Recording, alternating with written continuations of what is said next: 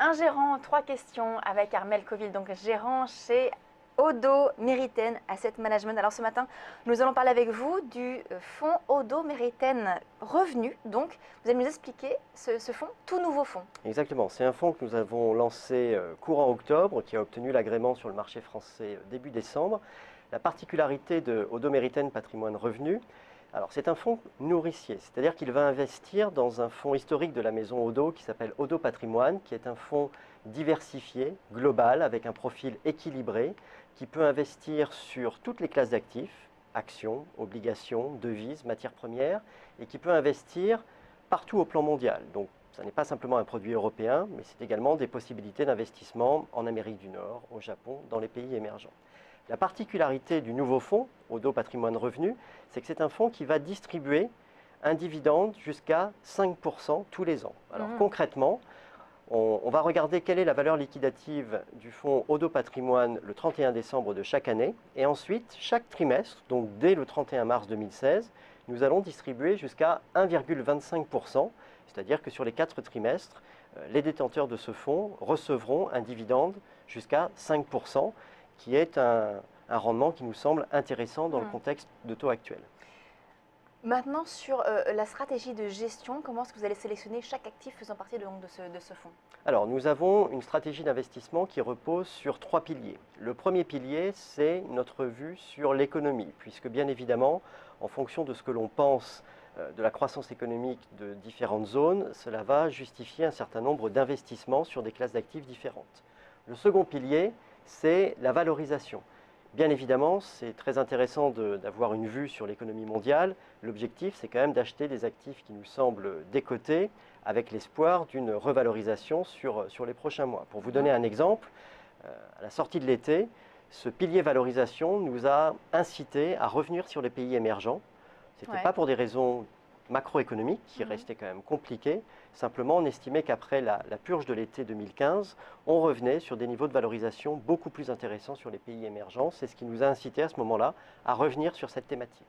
Et puis le troisième pilier, c'est ce qu'on appelle le momentum, les catalyseurs. En ce moment, sur le mois de décembre, c'était bien évidemment les réunions de banque centrale, qui sont des moments qui peuvent influencer sur notre stratégie d'investissement, mais ça n'est pas une garantie. Donc ça va nous inciter à éventuellement mettre en portefeuille des stratégies d'investissement qui vont protéger le portefeuille si finalement le scénario d'investissement n'est pas celui qu'on avait imaginé au départ. Oui. Et donc c'est ces 3 piliers qui nous permettent ensuite de construire un portefeuille avec des investissements soit dans des titres en direct, notamment côté obligataire, soit dans d'autres fonds, puisque Odo Patrimoine Revenu est aussi un fonds de fonds, et puis dans des instruments dérivés, de manière aussi à pouvoir piloter le risque global du portefeuille, puisque quand on s'appelle patrimoine, l'idée c'est quand même de participer à la hausse des marchés et d'être capable de protéger les performances quand ça devient un petit peu plus compliqué. En termes d'allocation sectorielle, est-ce que vous avez des tendances qui se dessinent dans le fonds ou de façon volontaire ou non volontaire? Alors aujourd'hui, Odo Patrimoine et Odo Patrimoine Revenu, c'est environ 40% d'investissement dans les actions, c'est-à-dire qu'on est à mi-chemin des bornes d'investissement qui sont possibles dans ce produit. C'est un 0,75% sur les actions. Donc je dirais qu'on est à mi-chemin de nos possibilités. Les investissements que nous avons réduits ces dernières semaines sont plutôt du côté du crédit, où nous avons sorti nos positions sur les obligations investment grade, c'est-à-dire ces obligations qui sont bien notées, en gardant uniquement les obligations à haut rendement pour le portage qu'elles procurent encore. Et nous avons ensuite à peu près 25% d'investissement dans des obligations souveraines, donc dans des obligations d'État, en privilégiant notamment les obligations périphériques côté européen et les obligations indexées sur l'inflation aux États-Unis, en anticipation d'une réaccélération de l'inflation dans cette zone. Et donc ça veut dire aussi que nous avons une réserve de cash d'à peu près 25% pour éventuellement saisir des opportunités si elles se présentent sur le marché. Donc c'est un fonds qui a été créé il n'y a pas très longtemps, il y a quelques jours. Quelles vont être les convictions pour l'année à venir? Est-ce que vous avez déjà défini une stratégie?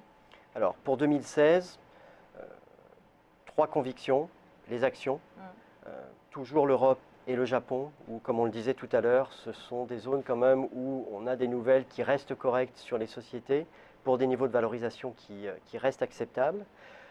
Le joker, ce sera peut-être un retour, comme on l'avait fait après l'été, sur les pays émergents. Pour l'instant, c'est peut-être un petit peu tôt. Deuxième conviction, le crédit, mais uniquement sur le high yield. Là, aujourd'hui, c'est vraiment une thématique, la rare thématique qui nous semble intéressante et uniquement côté européen. Et puis, je pense qu'il faudra s'intéresser à la volatilité sur 2016. C'est certainement une thématique qui va rester extrêmement importante.